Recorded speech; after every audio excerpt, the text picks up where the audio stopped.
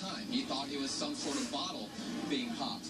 But as we did find out, it was, in fact, a gunshot. One person is dead, and as Bill was mentioning, it was civilian on civilian. Now we're still at the scene here on Trade and College. And again, all these officers out here have pushed a lot of protesters away. Hundreds of them were out here for at least the last hour and a half or so. And they've been shooting gas at them. It's made them go away in every which direction, but they kept coming back. They kept coming back to get in the face of these officers, but eventually officers have just kept pushing forward. They've come on every side of this intersection, and they've managed to push some protesters out.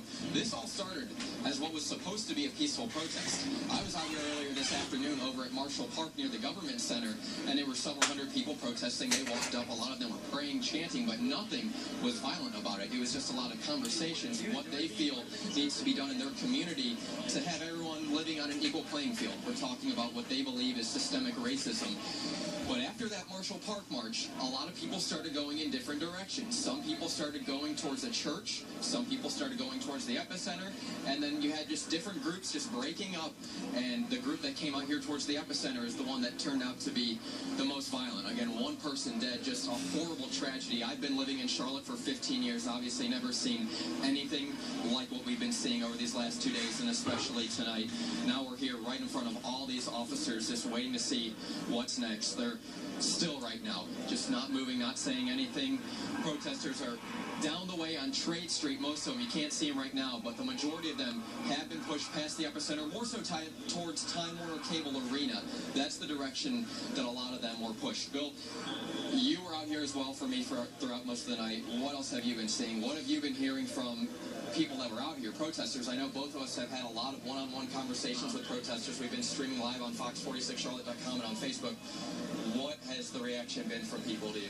Well, I think there's a lot of frustration because the group is kind of split. Earlier tonight, as you were saying, we were around a group of peaceful protests during the daytime. At 4:30 this afternoon, a group of folks came out here, lawyers, bankers, attorneys. They came out onto the corner here in Uptown, and they just did a very peaceful protest. They held up signs. They did some chants. They marched to the police department. There were some good conversations that happened with the CMPD captain, and it was very peaceful. But just like last night, as soon as the sun went down, things just got really bad again. It's also important to point out that as you're seeing all these riot officers standing in front of us right now, they have probably 4 or 5 times now declared the protest here to be an unlawful assembly. That means they can make arrests. I don't know if you can see, but all these officers are equipped with zip ties. Anybody who's in the unlawful assembly zone, when they're moving up, they can be arrested. They can also be hit with non-lethal crowd dispersion devices. We got hit with some tear gas. They've got their paintball guns. They've got batons. So they are ready to get these folks out of Uptown. Just before our newscast, about 10 minutes beforehand, the majority of the crowd was just up on the corner ahead of us, probably between 150 and 200 people. They were throwing bottles. They were throwing tear gas back at police. And right before we went on the air, police decided to make a move. They decided to start throwing tear gas, and they decided to push them past the epicenter, past Spectrum Center, and they were able to successfully get them out of this intersection right here. I don't know if you can see, but there's a lot of debris inside of the intersection there. There's a lot of broken bottles, broken glass. People were throwing them, and luckily the police were able to block most of them with their shields.